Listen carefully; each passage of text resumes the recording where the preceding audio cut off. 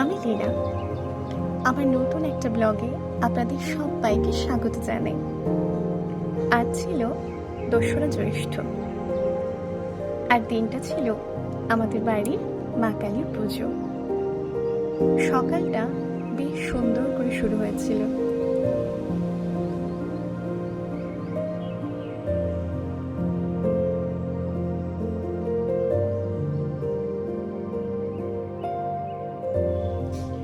জানালা খুলেই চোখে পড়ল মেঘরোদ্দুরের খেলা আর পাখির কলতান। কি যে মিষ্টি লাগছিল, কি বলবো। তারপর স্নান টান সেরে আমি হয়ে গিয়েছিলাম রেডি।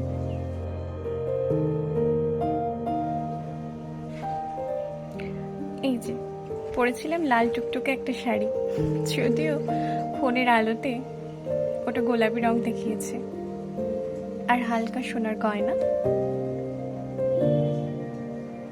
কেমন লাগছে আমাকে? ঘুরে ফিরে দেখে নিচ্ছিলাম ঠিকঠাক আছে কিনা।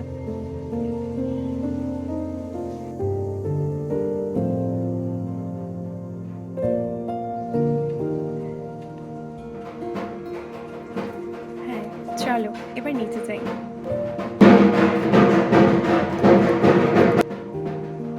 নিচে গিয়ে দেখলাম মামা বাবু মাকে ভালো করে সোনার গয়না সাজিয়ে দিচ্ছে।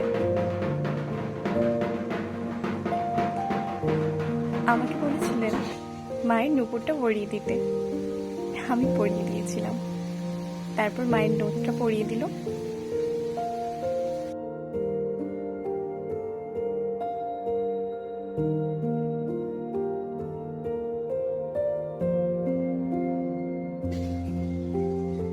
এদিকে মামুনি আর বোন মিলে বসে পড়েছিল ফুল আর বেলপাতার মালা গাঁথতে।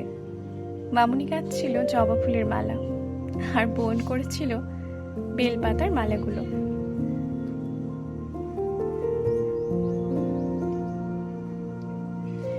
দরজার সামনে বেশ কিছুটা আলপনা দেব বলে বাড়ি থেকে তুলি নিয়ে এসেছিলাম। আমি বসে পড়েছিলাম আলপনা দিতে। এই যে আমার আলপনা দেওয়া চলছে। দাঁড়াও, তোমাদের ফাইনাল লুকটাও দেখাবো। কেমন লাগছে বলো তোমরা।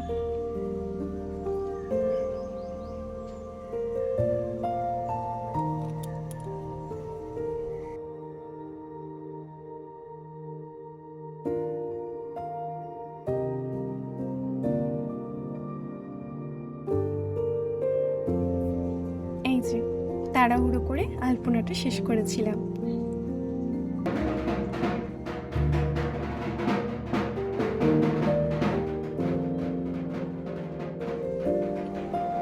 মামা বাবুকে দেখলাম চারিদিকে গঙ্গা জল ছড়িয়ে মায়ের জন্য তোলা মাটিকে গঙ্গা জল মিশিয়ে মায়ের পায়ে এবং মাথায় লাগিয়ে দিচ্ছিল। শুনলাম ওতে নাকি মায়ের প্রাণ প্রতিষ্ঠা হলো। আর ওদিকে ঢাকি বাজাচ্ছিল মন মাতানো পবিত্র এক সুর।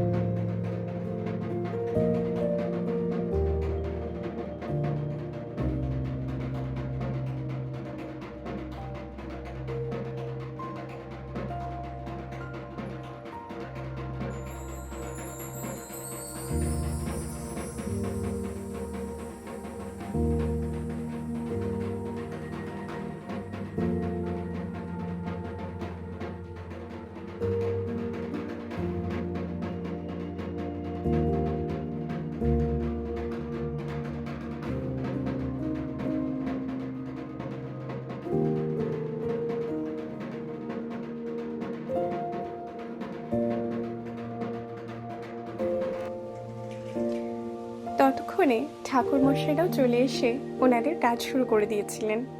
আর এই যে এদিকে আমার মামিমা আর এক দিদি মিলে ভোগের রান্নাগুলো ঝটপট করে নিচ্ছিলেন।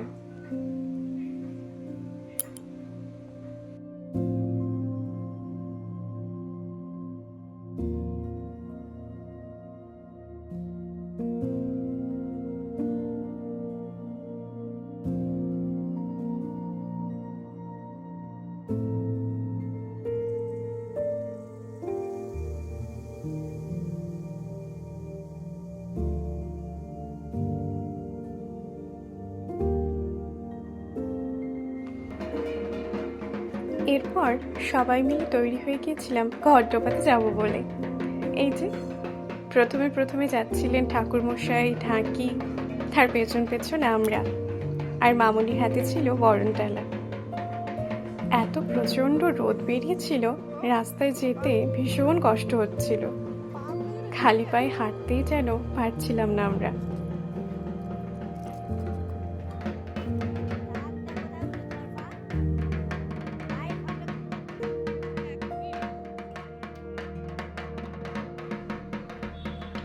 বাড়ি থেকে কিছুটা দূরেই ছিল গ্রামে প্রতিষ্ঠিত শিব ঠাকুরের মন্দির, আর সেখানে ছিল প্রতিষ্ঠা পুকুর। ওখানেই আমরা গিয়েছিলাম ঘট ডোবাতে।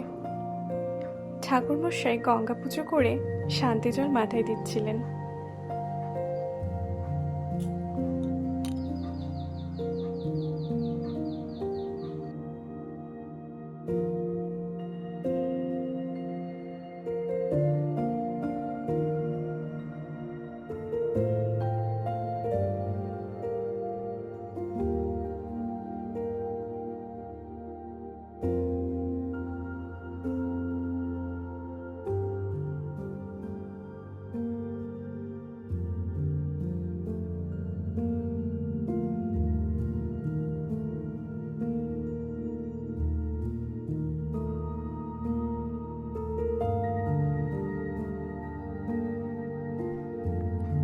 ঘট ভরে জল নিয়ে আমরা রওনা দিলাম বাড়ির উদ্দেশ্যে।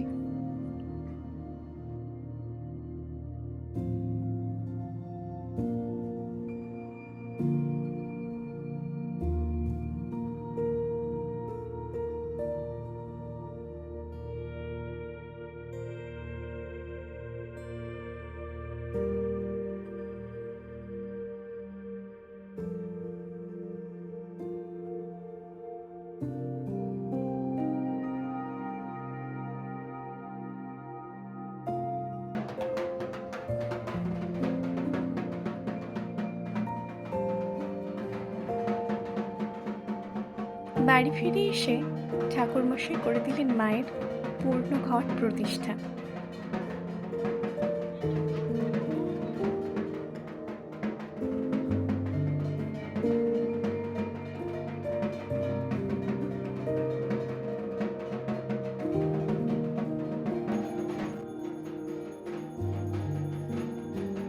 ঠাকুরমশাইয়ের অনবদ্য মন্ত্রোচ্চারণ আর ঢাকের তালে তালে আরতির মাধ্যমে মায়ের পুজো শুরু হয়ে গিয়েছিল।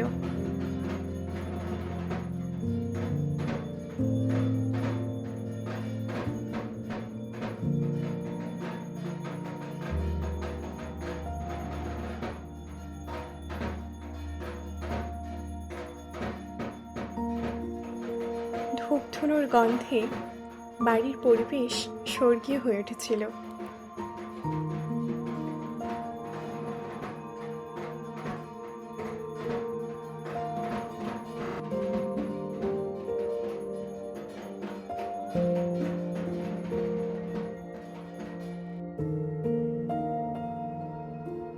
এরপর মায়ের উদ্দেশ্যে ভোগ নিবেদন করা হয়েছিল।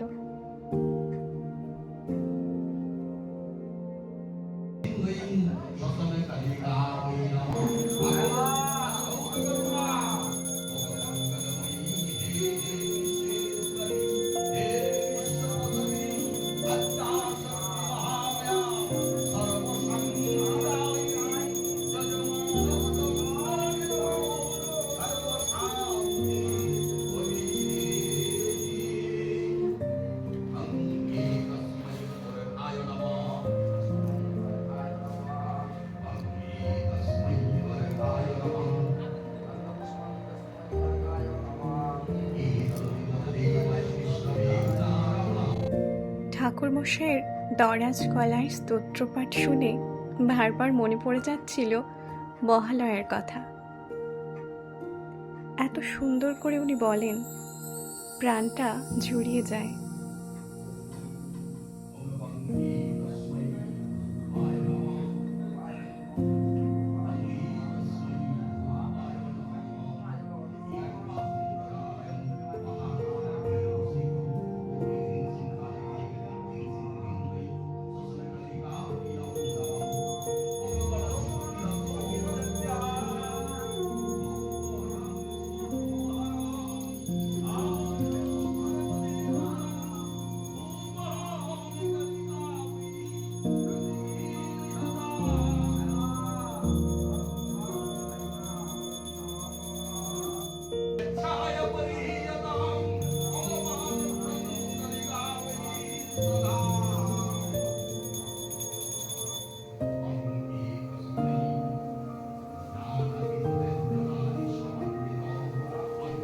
আমাদের বাড়িতে মায়ের পুজোর প্রথম দিন 2 ধরনের ভোগ রান্না হয়।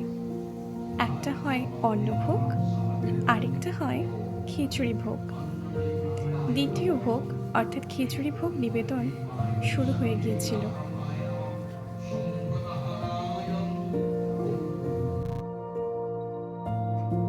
বাড়ির বড়রা এক জায়গায় মিলিত হয়ে নিজেদের মধ্যে গল্পগুজব করছিল, আর আমি গিয়ে বসেছিলাম মামুনির পাশে। একটু পরেই হোম শুরু হবে।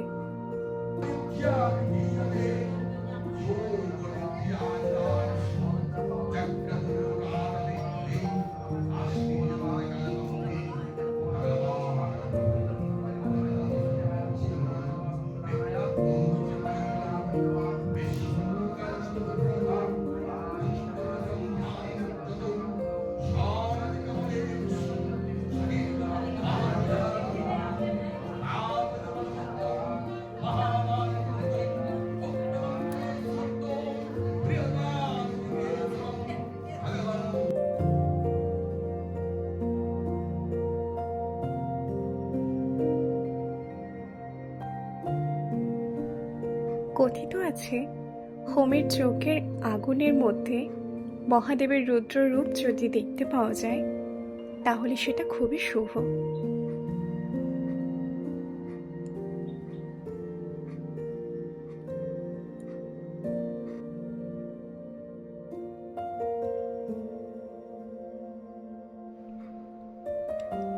মায়ের হোম শেষ হতে হতে দুপুর গড়িয়ে বিকেল হয়ে গিয়েছিল। তারপর সন্ধ্যের আগে শুরু হলো সন্ধ্যা আরতি।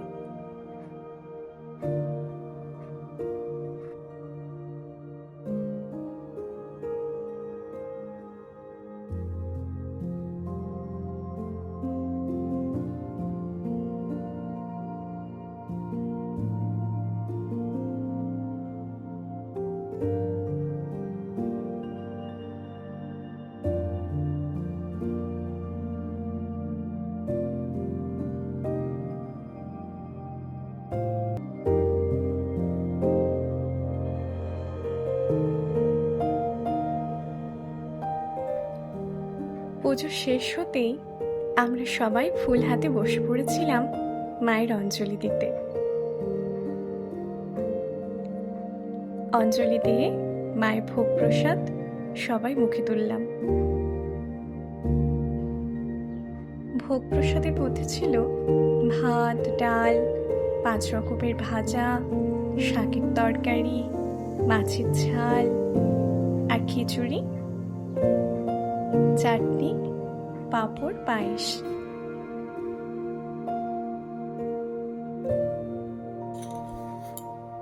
পুজোর এই ব্লগটা আপনাদের কেমন লাগলো জানাতে ভুলবেন না।